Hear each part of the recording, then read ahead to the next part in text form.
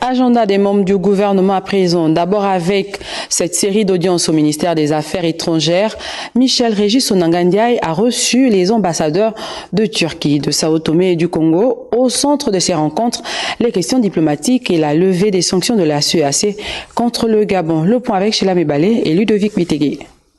Le suivi de la rencontre d'Antalya a été au centre de cette audience entre Michel Régis Onangandiaï et l'ambassadeur de Turquie au Gabon. Ça a été une bonne occasion de promouvoir le Gabon et puis d'avoir des échanges diplomatiques avec d'autres partenaires, et avec monsieur le ministre qui a été très coopératif, et nous allons donc continuer à travailler. En fin de ce jour, dans notre pays, la diplomate sao-toméenne est allée faire ses au revoir au ministre des Affaires étrangères après 7 ans passés dans notre pays. Depuis 7 ans passés ici, dans un pays frère que je garderai à jamais dans mon cœur. Et depuis les coups de libération du 30 août, tous les efforts et résultats que le Gabon a accomplis, qui va faire que le pays puisse regagner sa place dans les Conseils des Nations et récupérer sa dignité. Pour le diplomate, l'échange avec Michel Régis Onangandiaï a été l'occasion de féliciter la diplomatie gabonaise.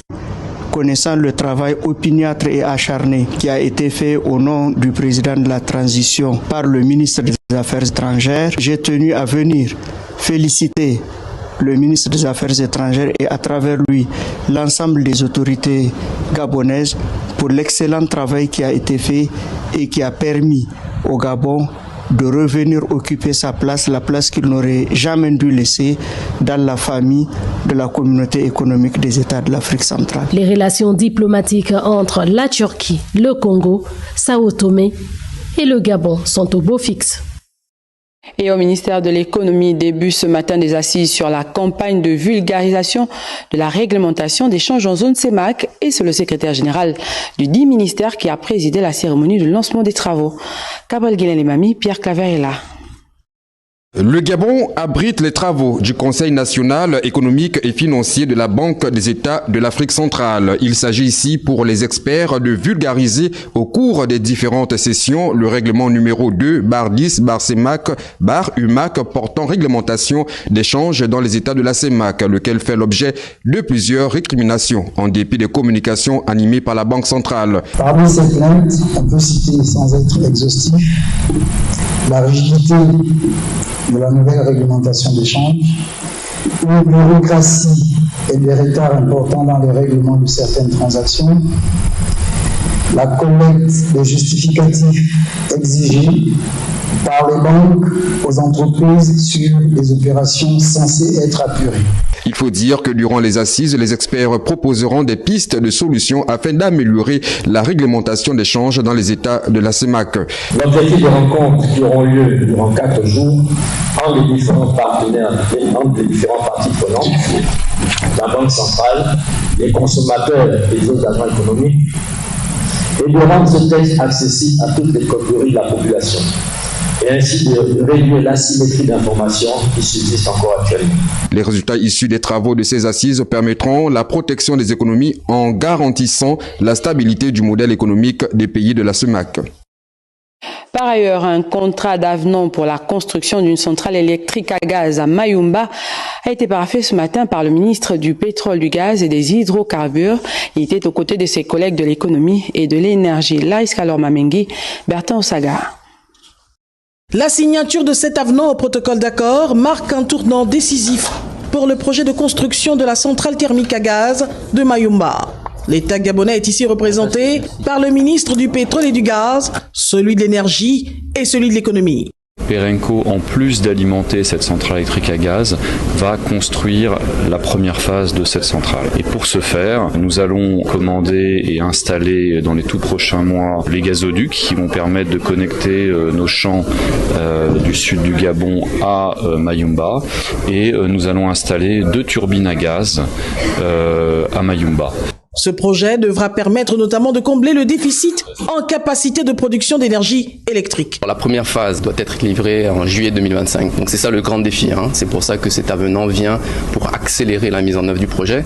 Et il faut bien comprendre que ce projet-là a d'énormes retombées pour Mayumba d'abord, pour les travaux, mais également pour toutes les industries. Vous savez, la zone sud du Gabon a énormément de potentiel.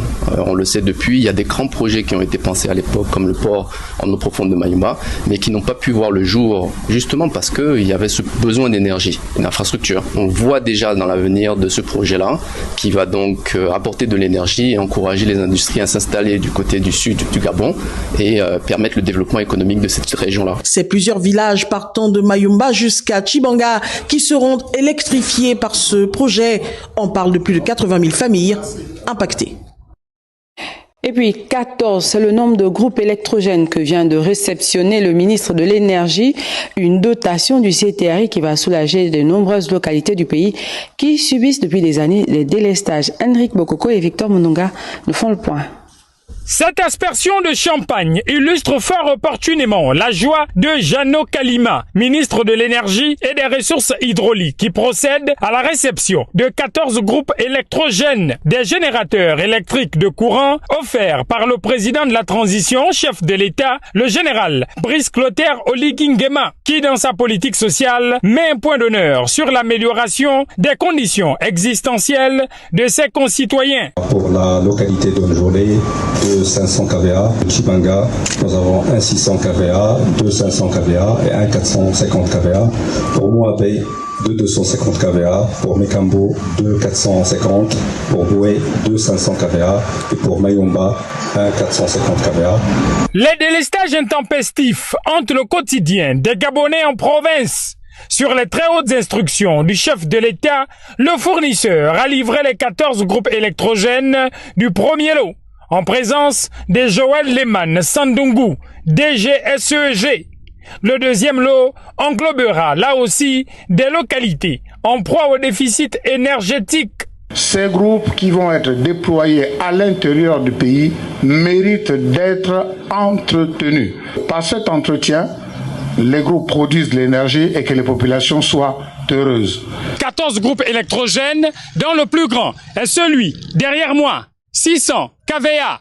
Dans ce lot figurent en bonne place 6 groupes de 500 kVA, 4 groupes de 450 kVA et 3 autres d'une capacité inférieure.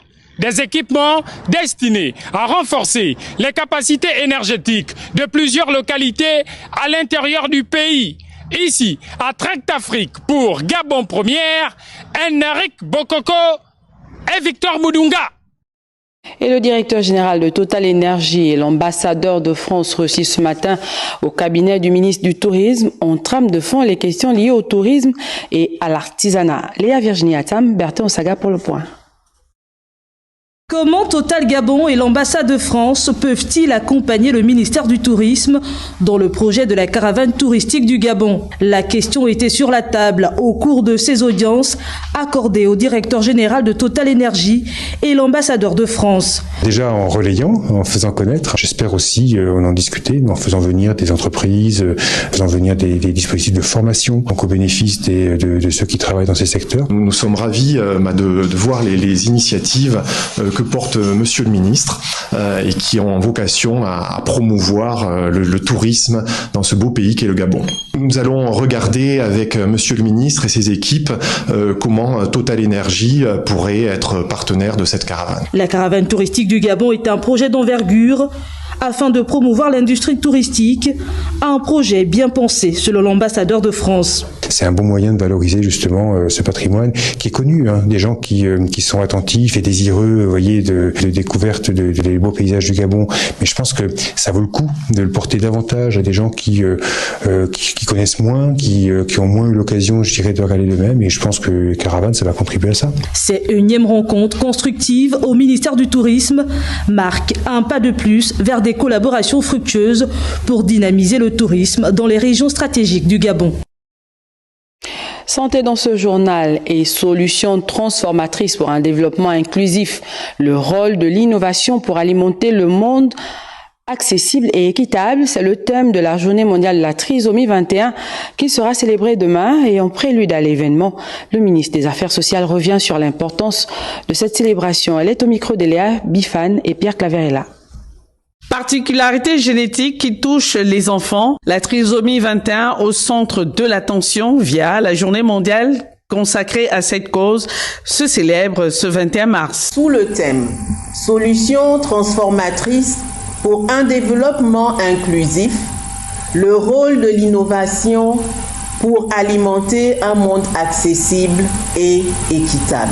Cette journée qui invite à la sensibilisation et à l'action rappelle l'intérêt de mettre en lumière les droits et les besoins des personnes atteintes de trisomie 21. C'est une occasion pour nous tous de réfléchir à leur situation dans les domaines social, culturel, économique et politique. Pour le Gabon, cette journée témoigne de l'engagement indéfectible du président de la transition, président de la République, le général Brice Clotaire Oligui Nguema, en faveur de l'inclusion économique et sociale de tous les enfants du pays. Au Gabon, l'accès aux soins des personnes trisomiques reste problématique, certes, mais les efforts en termes d'accompagnement prennent forme. Le Gabon s'est engagé dans une politique d'accompagnement à travers des centres spécialisés, tels que le Centre national d'Ossi et Akomga. Ces centres jouent un rôle essentiel dans la prise en charge et le soutien des enfants trisomiques. Une série d'activités est donc prévue ce jeudi 21 mars 2024 au centre Ndossi et à Konga dans la commune d'Akanda au profit de cette journée mondiale de la trisomie 21.